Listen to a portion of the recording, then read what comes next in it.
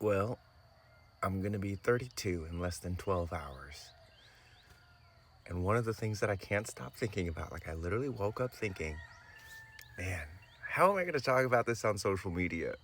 Which is the weirdest thing because up until like 2 or 3 years ago when my daughter was born, I really wasn't that into social media. Like I got into social media because I had to make a shift. I had to become a dad. I had to go from just like living in a van and being just me to taking care of a family of three, me, my partner, and our baby. And it's hardwired me differently. Like I have a community now, an online community, a paid community called the Archive that I'm so in love with. And there's 160 or probably like 170 people now. And so when it comes to this like social media thing, I've become so much more invested in it because of the freedom and the resources that it's offered me, but also like the avenues of wisdom that I'm able to share finally. Like I've always wanted to share the things that I've been doing, but I wasn't like looking to build a brand or do anything like that. And then when my daughter came, it was like, Marco, just start sharing. Like, human design, Reiki, start sharing with people. And whenever my birthday does roll around, that one thing I do always do is like reflect on like, what would I tell me half my age, which at 32 would be 16 years old? To which the answer would be like, be more afraid of not making mistakes than making mistakes. That would be the thing that I would tell my 16-year-old self. Be more afraid of not making mistakes and trying to get things perfect than making mistakes and having people laugh at you and ridicule you. Like it's far better to just make the mistakes and deal with like the social fallout than it is to wait for things to be perfect. Because it's in making the mistakes that you learn how to make things perfect, or at least get them closer to being perfect. I would also say that 1 and 1 doesn't equal 2 if you're with the right other one. Like if you're the right one and you're with another right one, that actually equals 3. I learned that because when me and my partner started doing things, we had a baby. And shout out to my parents for being 1 and 1 and having 3, because I was the oldest, or am the oldest, I should say. And I have an awesome younger brother. And then so eventually, 3 ones equal to 4. Like, I think there's just so many beautiful things about math that we don't understand yet because we're still so up in our heads. We're still working on getting down into our bodies. So anyway, yeah, this is my birthday post. I'm a 32-year-old 3-5 reflector, Reiki master, lover of music, father living on Maui, a wide valley person living in a wide valley. Like I literally got just pigs just cruising through my yard. What's up, buddies? And I'm incredibly grateful. I'm incredibly grateful for my life. I'm incredibly grateful for my parents and my brother and my friends and my uncles and my teachers and my child and my partner and me. I'm so incredibly grateful for me because especially when my daughter came into my life, I decided to bet on myself. Like I haven't worked a job since like 2015, 2016. My last job was coaching parkour, which was a really fun job. But when I decided to like really bet on myself, and huge shout out to my buddy Matt Morrow for telling me that I could be the greatest Reiki master in the world and actually getting me to believe it, because that was the thing, right? Like I chose to believe in myself.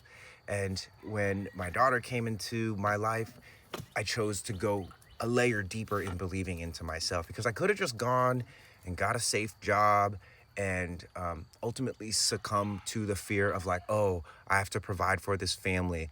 What's the smart move? What's the external authority thing, right? What's the brain telling me to do? But everything in my body was like, no, do not do that. Okay? You can't wear anime t-shirts to work. And I wear anime t-shirts to work now because I work for myself. So I suppose if there was a second lesson I could tell my 16-year-old self, it would be bet on yourself, buddy. Also, maybe don't call people buddy, because buddy is kind of like, oh, hey, little buddy. For me, at least. All right, 4th lesson. I think, because when I woke up today, here's my process when I woke up today. This is the most ADD video I've ever made. I love it. I was like, 3 + 2 is 5. So 5 lessons that I would tell to somebody half my age, or me at half my age. So here's lesson 4. Lesson 3 was don't call people buddy. Lesson 4 would be to spend more time planting things and taking care of plants. Living out here in Maui, in this valley, one thing that always tends to ground me and remind me what's important is when I'm like working with the land, and even though I wear gloves, like getting dirty, effectively getting dirty. And one of the biggest lessons that working with plants has taught me is patience and timing, and how to like think for the future but be very present. Like even a couple days ago, I was potting a plant and I watered it, and like all of the soil just started draining out the bottom. And I thought back, like, my mom taught me this. You would get screen, you cut a little square, and you put screen in the hole so that all the soil doesn't just fall out. And then it became clear to me why this plant was never doing well, because all of the actual soil was driving out the bottom. And so anyway, yeah, spend more time potting plants and like appreciating and watching things grow. These are my current little boys. That's the one that I repotted recently, and I put screen in the bottom. This is just some of them. Also, it's like my horses eat the crap out of this sunflower guy, and I'm gonna tag this on to lesson 4 because I want to go for 5. I thought it was dead, but I just like let it be. Plants really show you the resilience is deeper underground, and not like what's going on the surface is not always what's reflective of going on down under here. So if something looks dead, it might not be dead. It might just be recovering its roots so that it can come back. And now this is just like a tower of green, which is really cool. And I'm excited to see what happens when sunflowers get in. You can see I put like some cages. So plants have also taught me that certain things need to be protected, and it's because they're desirable by I guess you could call them predators. Like the horses are the predators and the goats are the predators of this super tasty leaf, the sunflower boy. And then lesson number 5. I'm making this all up on the fly because I could spend a lot of time trying to figure out like what's the perfect post. I never got into that, and I'm like really blazing my own trail here on social media, and I'd love to see more people doing that because I just appreciate authenticity. I'm all for the high production and keeping it authentic and stuff like that, but I think this is the direction that we're going, because it's a lot harder to tell if someone is real or fake if there's always this like super high level of production. Anyway, I digress. Here's 5. Be okay with not knowing. 5 is be okay with not knowing, which kind of ties into 1 and just like learning how to just like go for it even if you don't have everything planned out, but learning how to be okay with not knowing, learning how to be okay with being bored sometimes. Like there's times when I'm like looking up at the trees past, I'll show you what I mean. So this is where I sit when I do my work. And there's times when I'm like just looking out there and I'm like legitimately kind of pooping on myself because I'm like, oh, what am I going to do that's going to maximize productivity? How am I going to grow the archive? How am I going to get more people to awaken to their human design? And one of the things that I often come to is like, is that like the highest thing that you could be doing right now? Maybe you give yourself a little bit of peace. And a lot of the time, I say this a lot, like people confuse peace for boredom, me included, because I'm a people. And so sometimes I'll just let myself look out into the jungle. And sometimes she calls me out there. I feel like Tarzan when I'm out there. So it's really fun.